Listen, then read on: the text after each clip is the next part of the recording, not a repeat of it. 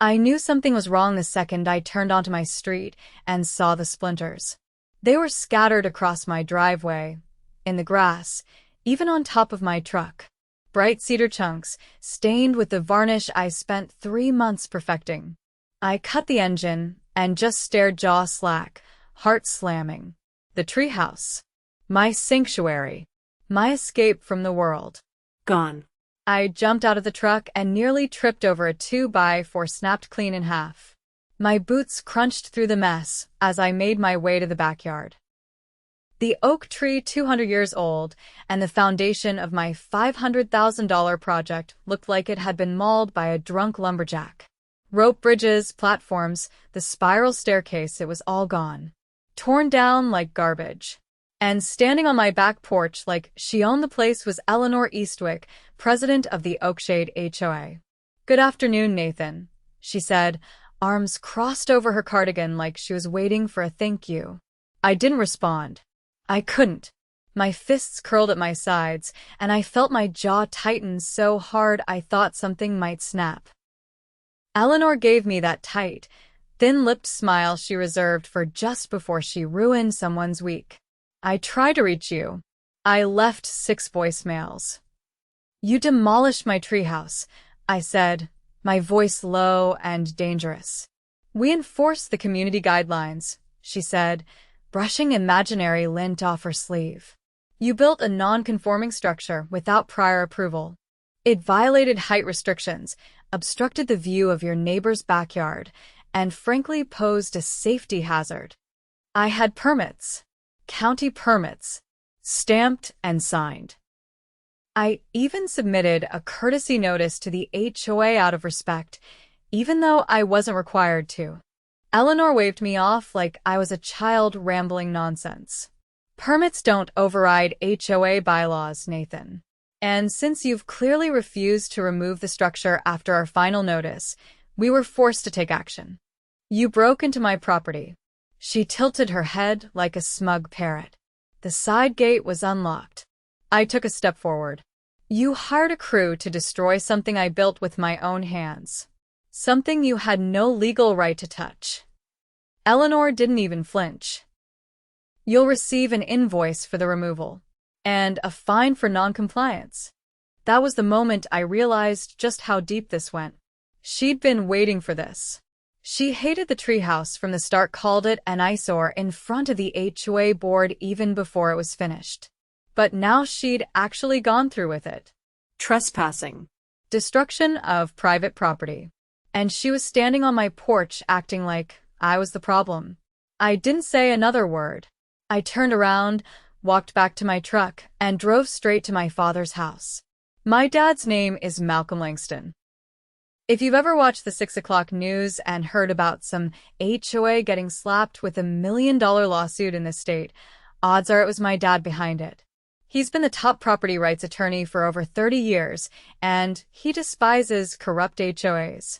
When I showed up at his door and told him what happened, he didn't even let me finish. "She did what?" he said, already pulling his phone out. "You have video?" "Photos. Everything."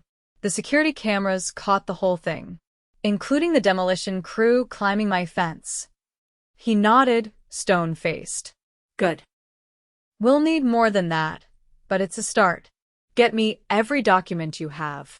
Permits, HOA correspondences, everything. We're going to bury these people." Eleanor didn't know who she messed with. The next morning, I filed an official police report for trespassing and destruction of property. The officer was wide-eyed the moment I showed him the footage, Eleanor directing the crew like some dictator, pointing and waving her little clipboard around as they chainsawed my sanctuary into rubble. He took copies and promised to forward it to the DA. Meanwhile, Dad got to work. He drafted a cease and desist letter so sharp it could cut glass. We hand-delivered it to the HOA office, where Eleanor had the nerve to pretend she didn't recognize me. "You're not allowed in here," she said, her voice rising a little too fast. Dad stepped forward, towering over her, calm but lethal. "You destroyed a $500,000 private structure without a court order or due process. Expect a lawsuit for every penny of damages, plus punitive. And if you so much as send another fine to my son's mailbox, I'll make sure your entire board is held personally liable. Eleanor blinked. I believe the HOA is protected under. You're not, Dad cut in. Not from criminal charges. Not from civil liability for unauthorized trespass. And certainly not from the press. She went pale. We left her standing there, clutching the letter like it might bite her. Within 48 hours, the HOA board was in full panic mode. I started getting texts from neighbors, people who'd been quietly fed up with Eleanor's reign of terror for years. Apparently, I wasn't the first one she'd targeted, just the first one who pushed back. Hard. Dad filed the lawsuit the next week. We weren't just going after the HOA, we were naming Eleanor personally. The claim? Unlawful destruction of private property, trespassing, abuse of authority, and violation of state housing code. Oh, and we filed an emergency injunction to freeze the HOA's discretionary funds until the case was resolved. Eleanor tried to bluff. She issued a statement claiming the HOA acted within its rights, and the structure was a danger to community aesthetics. But the video footage made the rounds online, and let's just say, it didn't help her case. Especially the part where she shouted, "I don't care what the permits say. Tear it down." Not a great look for someone trying to claim legal authority. By the time the first court hearing rolled around, she had hired her third lawyer. The first two quit, probably after realizing she'd acted completely off the rails. My dad came in with a stack of evidence thicker than a city phone book. Permits, emails, security footage, witness statements from neighbors. And just when I thought it couldn't get better, Dad leaned into the microphone and said, "Your Honor, we have reason to believe the HOA president hired an unlicensed contractor for the demolition. We've submitted the subpoena requests to confirm." Eleanor's face drained of all color. Because if that was true, and she wasn't just looking at civil penalties anymore. She was looking at criminal charges. Real ones. Ones that come with handcuffs. And I hadn't even rebuilt the treehouse yet. The morning of the preliminary hearing, I walked into the county courthouse, wearing my best suit, the one still faintly smelling of cedar from the hours I spent perched in my treehouse sketching blueprints. A far cry from Eleanor Eastwick, who arrived flanked by two new board members in tailored blazers, all three of them trying to look composed beneath the fluorescent lights of the waiting area. But you could see it in Eleanor's eyes, something had cracked. Dad greeted me with a curt nod and handed over a folder. Inside were deposition transcripts from two contractors who'd worked on the demolition. One of them had a suspended license. The other? No license at all. Worse, both of them confirmed Eleanor had paid them under the table in cash. She didn't even try to cover her tracks, Dad said, keeping his voice low. Didn't pull any permits. Didn't file a work order. She told them to get it done before the weekend, because your neighbors were having a backyard wedding. I looked over to Eleanor. She was fussing with her pearls, pretending not to notice us. "I hope they got good drone footage of the ceremony," I muttered, because that wedding cost her a felony. Dad didn't smile. He was in full predator mode, every movement clipped, every word precise. He didn't come here for revenge. He came for a win that would bleed into every HOA boardroom in the state. When the judge called the case, we stepped into the chamber. The room was wood-paneled, quiet and cold. Eleanor's attorney, a younger guy with slicked-back hair and a forced calmness, opened with a motion to dismiss. He argued that the HOA had reasonable cause to act and that the issue was a matter of internal governance. Dad didn't even stand to respond. He simply slid the deposition transcripts across the table to the clerk and said, "Your Honor, we'd like to amend our complaint to include conspiracy to commit criminal trespass and the hiring of unlicensed contractors for destruction of private property in violation of state law." The judge adjusted her glasses and glanced over the documents. On whose authority were these individuals hired? Eleanor Eastwick, Dad said. acting without a vote of the board, without a contractor's license on file, and without notifying the homeowner or local enforcement. The judge paused. We'll proceed to discovery. Emergency injunction remains in place. I suggest the HOA retains criminal counsel. As we exited the courtroom, Eleanor finally spoke. This is all wildly exaggerated, she said, clutching her handbag like it was a life vest. You're trying to make this into something it's not. Dad didn't break stride. No, Eleanor. You did that all by yourself. Back home, I began sorting through the wreckage. Not just the physical mess, the splintered beams and bent nails, but the ruined trust in the community. Word had spread fast.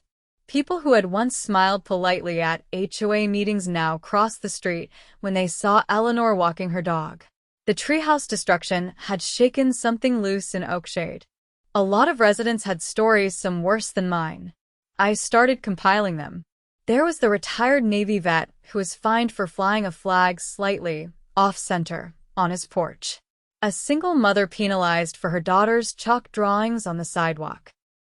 A couple forced to repaint their front door 3 times because the shade of blue wasn't consistent with the aesthetic. All of them had documentation. All of them had been too afraid or too tired to push back. Until now. I invited them over one evening, and we sat around my fire pit chairs pulled from garages and sheds, mugs of coffee in hand. I laid out the plan. We're going after the board, I said. Not just in the courts. We're going to expose how they operate, how they manipulate the rules, and how they weaponize silence. A woman named Clara leaned forward. She was in her 60s and had lived there longer than anyone else. You'll never get the board members to break rank. They're all scared of her. I nodded. They won't have to. We just need their signatures for a recall election. We get enough homeowners on our side, we can vote the entire board out. A man named Joel, a landscaper whose truck had been towed for blocking the sight line of a tulip bed, raised an eyebrow. You think people will actually show up? They will, I said. Because this time, we're not just fighting fines. We're fighting back. Over the next 2 weeks, we canvassed door to door.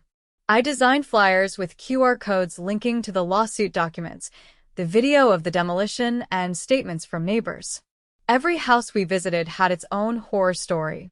It was like peeling back layers of rot that had spread through the neighborhood for years, all under the surface. The tipping point came when a local reporter picked up the story. The headline ran bold across the Sunday edition. HOA president accused of criminal demolition scheme, residents demand accountability.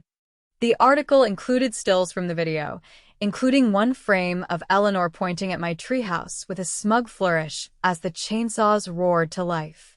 After that, the signatures came in fast. We hit the threshold for a recall in 5 days. We filed the motion with the county clerk and scheduled a special election. Eleanor tried to delay the vote, citing procedural irregularities, but the clerk shut her down hard. The residents had spoken. The night of the election, the community center was packed. People stood shoulder to shoulder, many of them attending their first HOA meeting in years. The board sat at the front, visibly sweating. Eleanor looked like someone watching the tide rise from inside a sinking car. Dad wasn't there. He didn't need to be. This part wasn't about him. It was about us, the neighbors, the families, the people who'd been pushed too far. I stepped up to the microphone. For years, this board has treated our homes like chess pieces, I said. They've fined us, threatened us, and in my case, destroyed personal property. But we're not pawns. We're the ones who live here. And starting tonight, we take back our community. The vote wasn't close. Out of the 217 eligible households, 189 voted to remove the entire board. 4 abstained. The rest? They voted no, but they didn't look happy about it. Eleanor stood up as if to give a speech, but no one handed her the microphone. The clerk simply motioned for her to step down. She walked off the stage in silence, her eyes darting around the room, searching for anyone still on her side. There was no one. 2 weeks later, we held a community meeting to elect a new board. This time, the candidates included teachers, small business owners, a retired judge, and yes, Clara. No more closed-door decisions.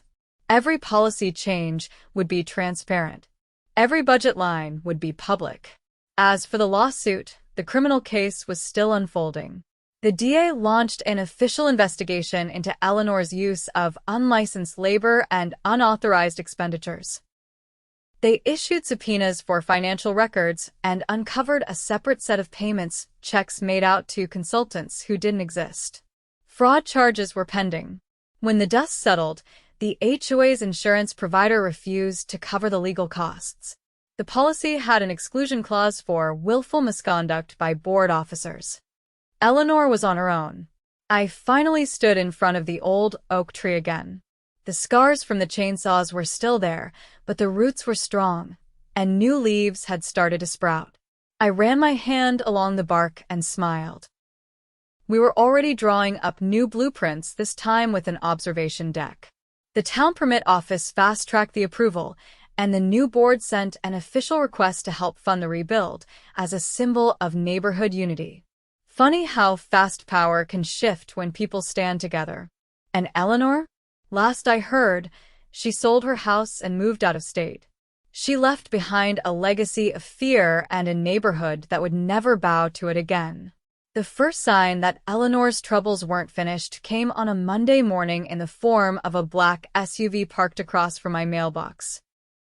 It wasn't the usual HOA patrol car, a dusty white sedan with faded vinyl logos and a clipboard on the dashboard. This one had tinted windows, government plates, and 2 men in navy windbreakers stepping out with briefcases. One of them adjusted his sunglasses and crossed the street toward me as I was hauling lumber out of my garage. "Mr. Langston?" he asked.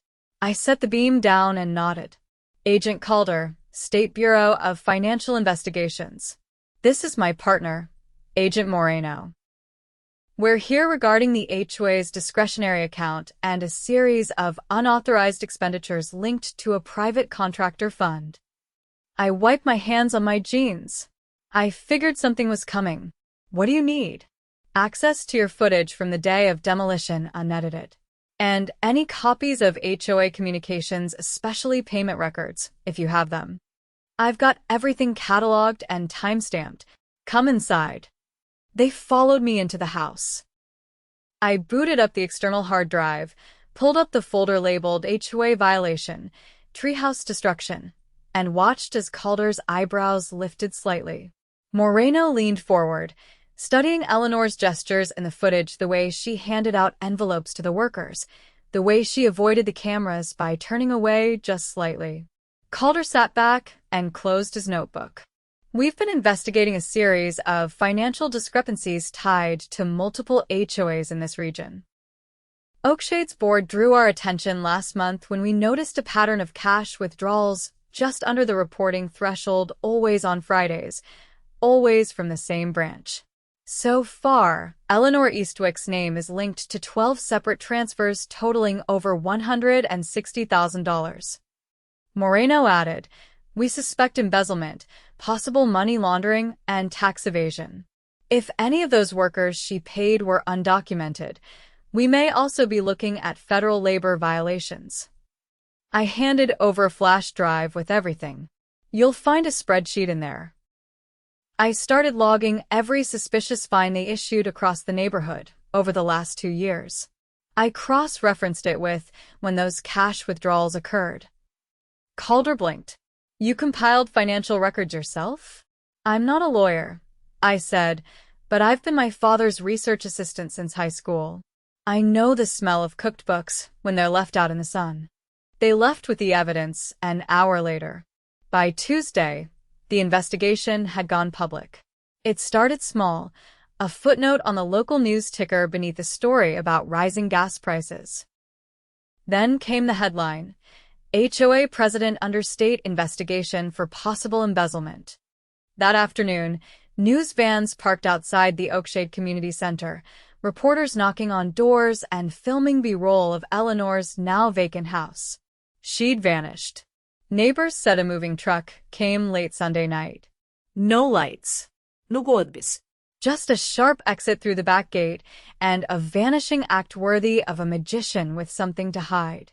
But the State Bureau wasn't interested in her theatrics. They were building a case. And they wanted names.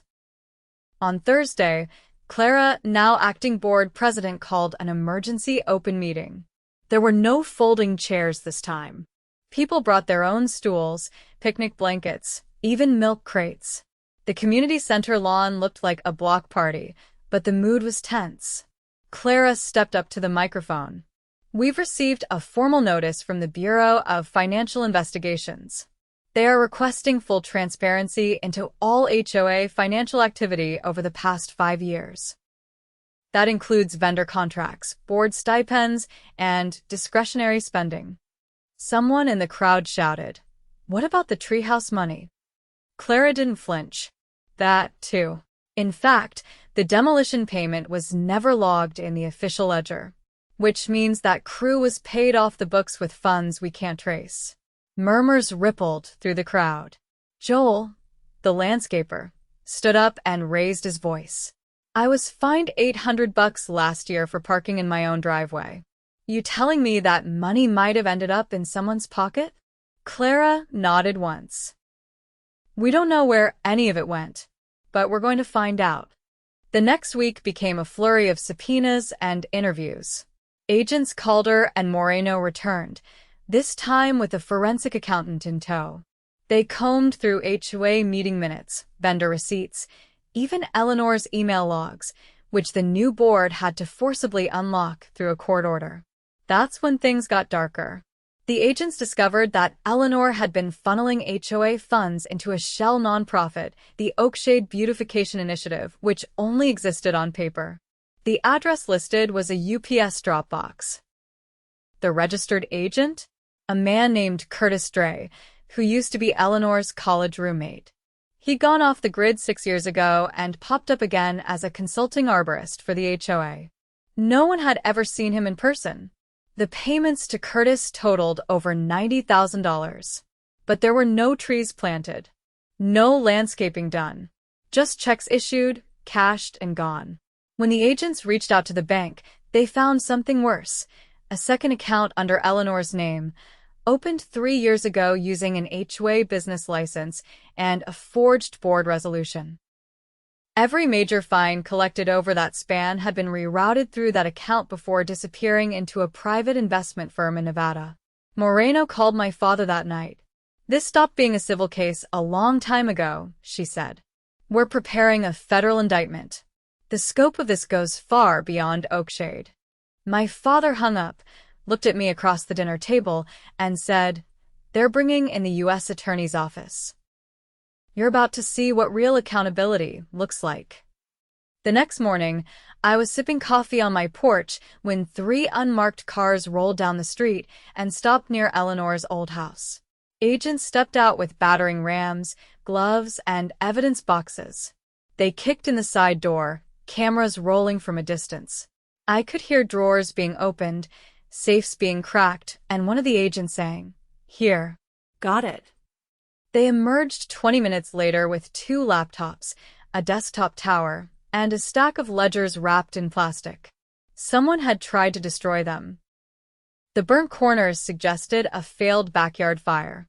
Meanwhile, Clara held another meeting. This time it was about restitution. "We've contacted a financial recovery firm," she said. "If any funds are recovered from the fraudulent accounts, they will be returned to residents who were fined unlawfully. We'll also be offering refunds for permit fees Eleanor collected off record." The crowd didn't cheer. They stood in quiet disbelief, like survivors crawling out of a collapsed building, blinking at the sun. I returned to work on the new treehouse. Not a sanctuary this time, but a gathering place. We added a wraparound platform with room for 12 people, a retractable awning, and a dumbwaiter rigged to deliver drinks from the patio below. Neighbors came by to help. Joel brought his nail gun. Clara hauled up beams. Even a retired Navy vet stopped by with a box of solar lights. We didn't talk about the lawsuit. We didn't have to. The sound of hammers and drills said everything. This was ours now. 2 weeks later, I got a letter in the mail from the state attorney general. It was addressed to me, but the words were for all of us. Your detailed documentation, video evidence, and public advocacy have resulted in the exposure of one of the largest HOA misappropriation cases in state history. Your actions have not only brought justice to Oakshade, but have triggered a broader investigation into HOA oversight statewide. Thank you for your courage and persistence. I framed the letter and hung it inside the new treehouse, right above the spiral stairs we rebuilt from salvaged wood. Justice hadn't just come, it had planted roots. And with Eleanor's empire turned to ash, we made sure nothing like it would ever grow again. I was on the last rung of the rebuilt spiral stairway, tightening a bolt with my socket wrench, when my phone buzzed against the wood beside me. I wiped the sweat from my brow, set the wrench down, and answered. This is Langston. This is Agent Calder. We just received confirmation from the Nevada finance firm. The investment account Eleanor routed the HOA fines into? It was used to purchase undeclared real estate. 3 properties. 1 here. 2 in Arizona. I stood up carefully, gripping the railing. Personal purchases? Entirely. No hoa affiliation. We're issuing seizure warrants. The federal charges are being finalized.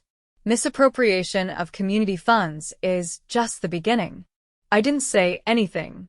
The wind rustled the leaves around me, and from up here, I could see the entire north end of Oakshade gleaming in the late afternoon sun. The streets looked peaceful, mailboxes undisturbed, driveways clean, but I knew better now. The damage Eleanor had done wasn't just financial. It had fractured trust, turned neighbors into suspects, and nearly normalized fear. She's still in the wind? I asked. Federal marshals think she's in Flagstaff, using an alias. But we've got her trail. It's just a matter of time.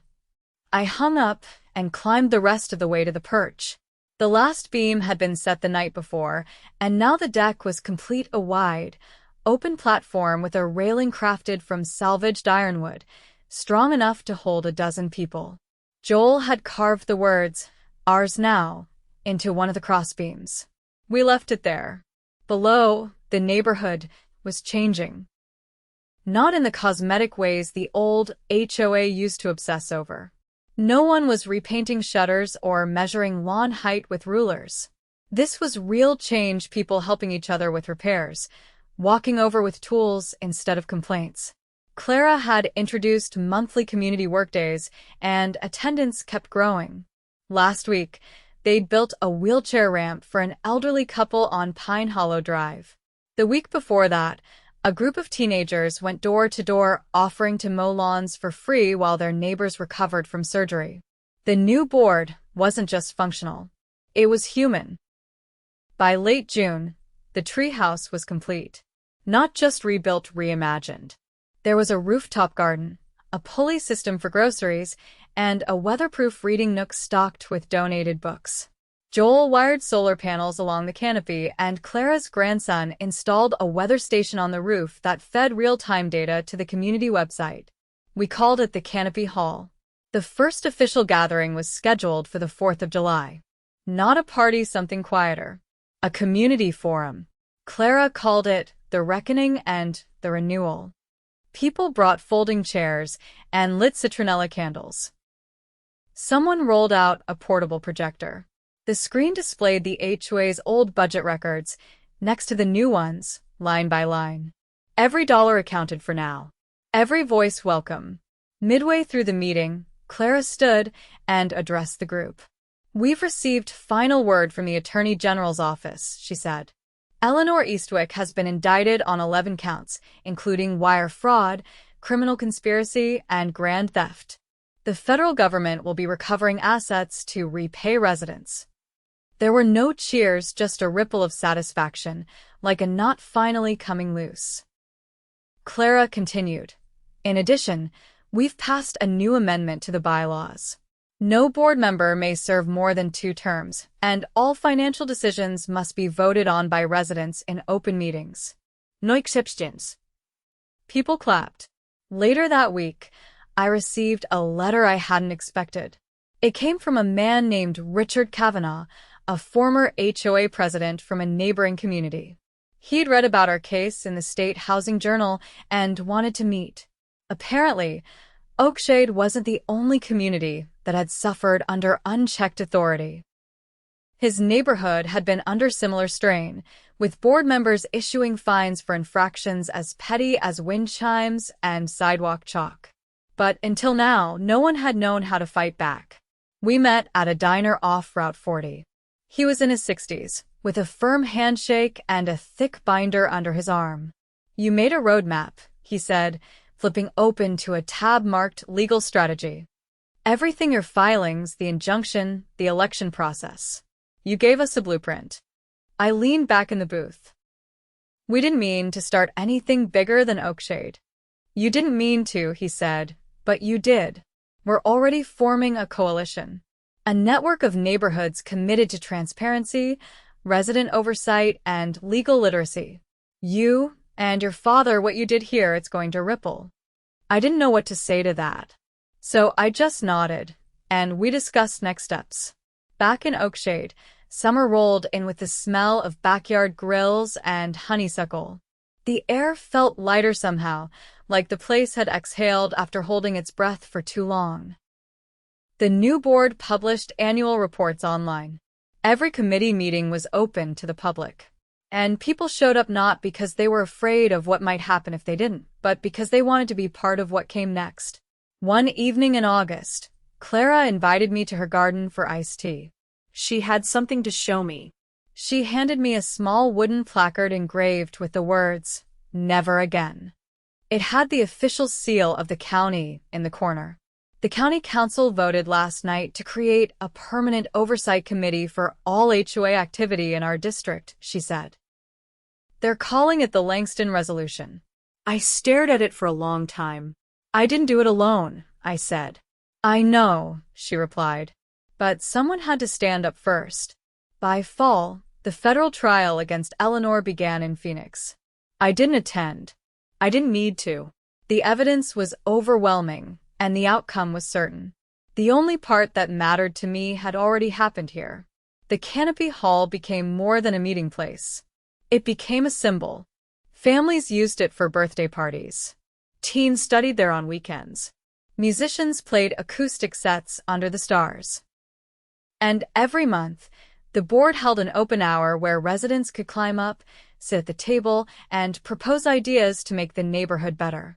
One of those ideas was mine. I proposed a memorial, just a simple plaque, at the base of the old oak. Not for Eleanor. Not for me. But for the principle that saved us. Built by one. Reclaimed by all. Let no power silence the people. The board approved it unanimously. That night, I stood beside the plaque as the sun set behind the rooftops. The breeze moved gently through the branches, and for the first time in a long while, I felt no weight on my shoulders. We had taken back what was ours. And we'd made sure no one could take it again.